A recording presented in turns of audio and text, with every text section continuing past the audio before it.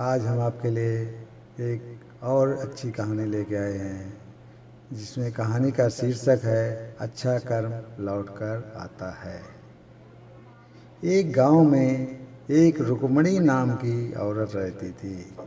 रुक्मणी बहुत ही दयालु स्वभाव की थी। वह जब भी खाना बनाती एक रोटी घर की खिड़की पर रख देती। वह सोचती थी कि कोई ज़रूरतमंद रोटी ले जाएगा, चाहे कोई पशु पक्षी हो या इंसान। वह जब भी रोटी बनाकर रखती तो गली से एक फकीर निकलता और रोटी लेकर चला जाता। जब वह रोटी उठाता तो बोलता, तुम जो भी हो अच्छा कर्म करोगे वह तुम्हारे पास लौटकर जरूर आएगा, और जो तुम बुरा कर्म करोगे वह तुम्हारे पास रह जाएगा। रुक्मणी रोज रोटी बनाकर रखती और फकीर रोटी उठाकर ले जाता। फकीर ने रुक्मणी को कभी भी धन्यवाद नहीं किया, बस वह यही लाइन दोहराता, जो तुम अच्छा कर्म करोगे वह तुम्हारे पास लौट कर आएगा, जो तुम बुरा कर्म करोगे वह तुम्हारे पास रह जाएगा।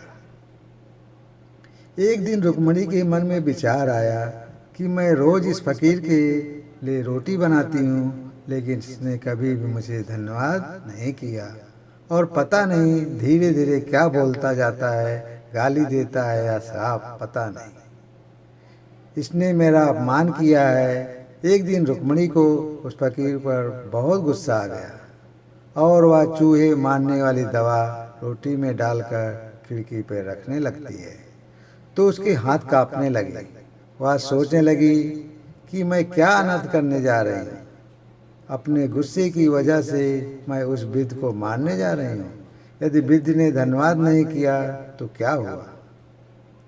यदि रोटी देनी है तो दे, और नहीं देनी है तो मत दे।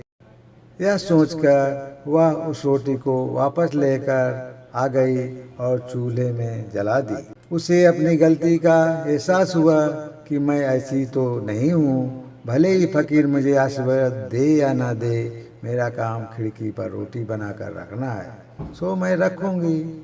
इसके बाद रुक्मणी ने बड़े ही प्यार से रोटी बनाई और वापस उस खिड़की पर रख दी। वह फकीर फिर आया और उस रोटी को लेकर वही वाक्य दोहराता गया।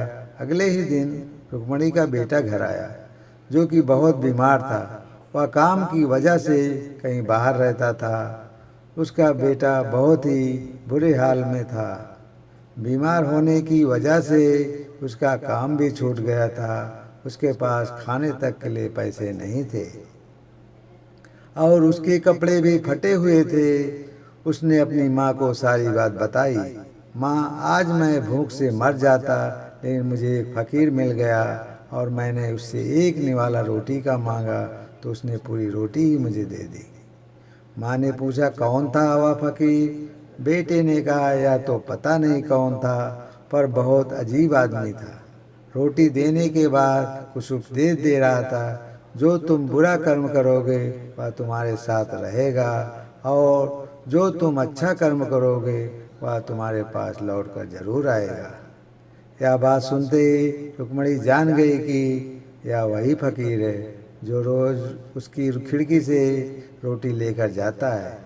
वह सोचकर कांप रही थी, अगर मैं जहर वाली रोटी रख देती तो उस फकीर की जगह मेरा बेटा वह रोटी खाकर मर जाता। उसने रोते भगवान का धन्यवाद किया और अपने बच्चे को गले से लगा लिया। रुक्मणी को इस बात का यकीन हो गया कि फकीर जो वाक्य दोहराता है वह बिल्कुल सत्य है। अच्छा कर्म आपके पास लौटकर जरूर आता है। रुक्मणी के अच्छे कर्म की वजह से ही उसका बेटा आज उसके पास था। Subscribe to channel and press the bell icon.